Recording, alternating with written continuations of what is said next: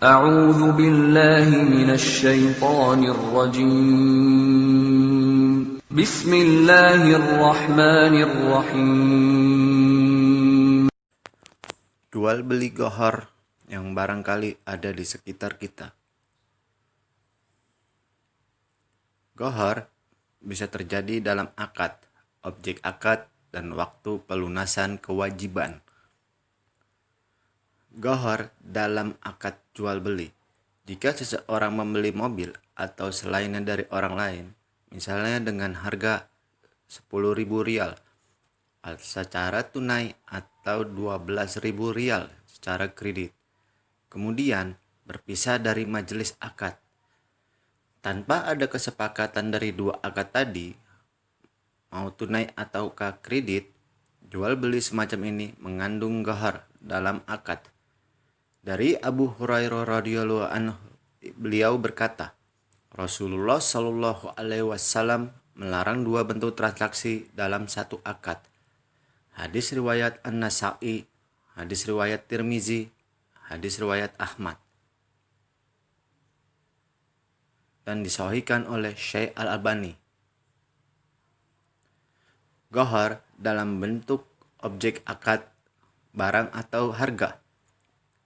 Yang pertama, fisik barang tidak jelas. Contoh, menjual barang dalam kotak dengan harga 100.000. 2. Sifat barang tidak jelas.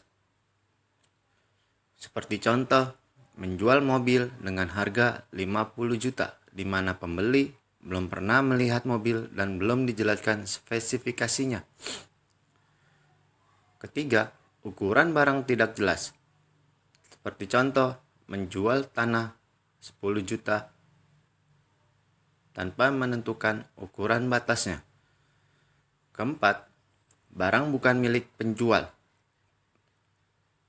Dan contohnya adalah seseorang calo tanah membuat transaksi jual beli dengan pihak ketiga tanpa mendapatkan izin dari pemilik tanah sebelumnya. Hakim bin Hizam pernah bertanya pada Rasulullah Shallallahu alaihi wasallam, "Wahai Rasulullah, adakah seseorang yang mendatangiku, lalu ia meminta agar aku menjual kepadanya barang yang belum aku miliki, dengan terlebih dahulu aku membelinya untuk mereka di pasar?" Rasulullah Shallallahu alaihi wasallam menjawab, "Janganlah engkau menjual sesuatu yang tidak ada pada dirimu."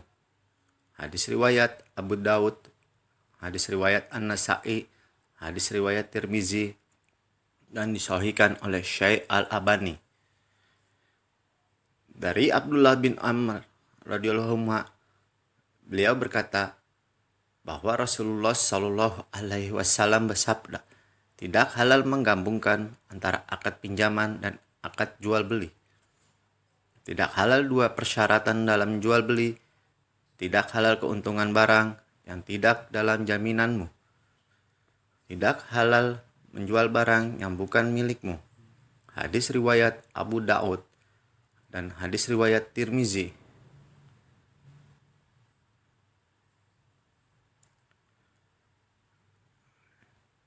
Kelima, barang yang telah dibeli penjual namun belum diterima dari penjual pertama. Seperti contoh, membeli motor dari si B sebelum A menerima motor dari si B. A menjual kepada si C. Si A menerima uang dari C dan meminta B untuk menyerahkan langsung motor ke si C. Ini termasuk bai'ah gohor, karena motor tersebut bisa jadi lenyap dari B dan tidak bisa diserah terimakan kepada si C. Dari Hakim bin Hizam radhiyallahu anhu, beliau berkata, "Wahai Rasulullah, saya sering melakukan jual beli. Apa jual beli yang halal dan yang haram?" Nabi Muhammad Shallallahu alaihi wasallam bersabda, "Wahai anak saudaraku, bila engkau membeli sebuah barang, janganlah engkau jual sebelum barang tersebut engkau terima." Hadis riwayat Ahmad. Syekh Shu'aib Al-Arnaud mengatakan bahwa hadis ini sahih. Keenam, barang tidak dapat diserah terimakan. Contoh, barang di luar negeri dan ia menjualnya di Indonesia. Ini termasuk jual beli gohor, karena barang tersebut kemungkinan tidak diizinkan masuk ke Indonesia. Dan yang terakhir, ketujuh, gohor pada harga disebabkan penjual tidak menentukan harga. Seperti contoh, kita menjual mobil dengan harga sesukanya, namun masih boleh jual beli dengan penetapan harga pasar. Gohor dalam jangka waktu pembayaran. Dari Abdullah bin Umar radhiyallahu anhu, beliau berkata, Rasulullah Shallallahu alaihi wasallam melarang transaksi jual beli yang disebut dengan habalul habalah. Itu adalah jenis jual beli yang dilakonin masyarakat jahiliyah.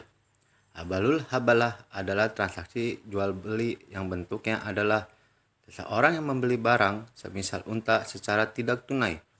Jatuh tempo pembayarannya adalah ketika cucu dari seekor unta yang dimiliki oleh penjual. Yang pertama, hadis riwayat Bukhari dan hadis riwayat Muslim. Cucu dari unta tersebut tidak jelas diperoleh kapankah waktunya.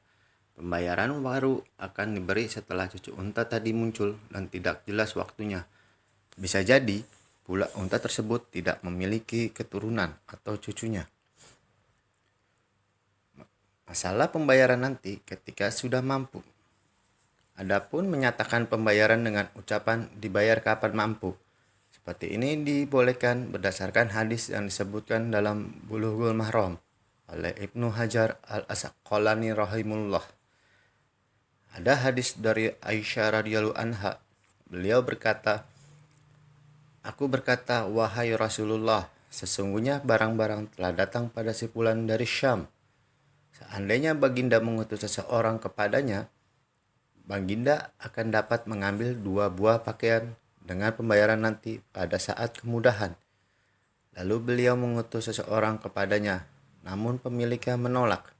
Hadis riwayat Al-Hakim, hadis riwayat Al-Baihaqi dengan parawinya Syikoh.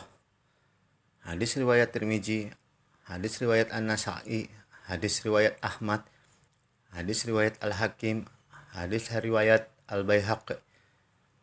Hadis riwayat Tirmizi mengatakan bahwa hadis ini hasan gharib sahih. Al-Hakim mengatakan bahwa hadis ini sesuai syarat Bukhari, tetapi tidak dikeluarkan oleh Bukhari dan Muslim. Semoga ilmu ini bermanfaat untuk kita, khususnya umat muslim, agar kita terhindar dari hal-hal yang menjauhkan kita dari syariat-syariat Islam. Allahu a'lam bishawab.